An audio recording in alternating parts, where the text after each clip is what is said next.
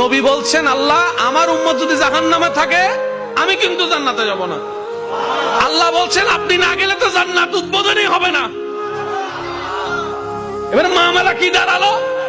আল্লাহ পাক বলে যে আমি তাহকামুল হাকিমিন নিজেকে বলেছি, বিচার না করলেও তো জিনিসটা সুন্দর হয় না।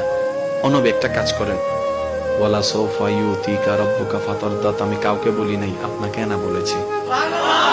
ওমা আরসালনাকা ইল্লা রাহমাতাল লিল আলামিন, কারো সম্পর্কে নাজিল করি নাই, আপনাকে দিয়েছি। ওয়ালাল আখিরাতু খায়রুল লাকা মিনাল উলা, কাউকে বলি নাই, আপনাকে বলেছি। আর আমি আল্লাহ ভালো করে জানি আপনি হচ্ছেন উম্মতের দরদী নবী। আপনি নিজের জন্য কাঁদেন নাই, সন্তানের জন্য কাঁদেন নাই, পরিবারের জন্য কাঁদেন নাই, নাতির জন্য কাঁদেন নাই, যত কেঁদেছেন জীবনে সবকিছু উম্মতের জন্য।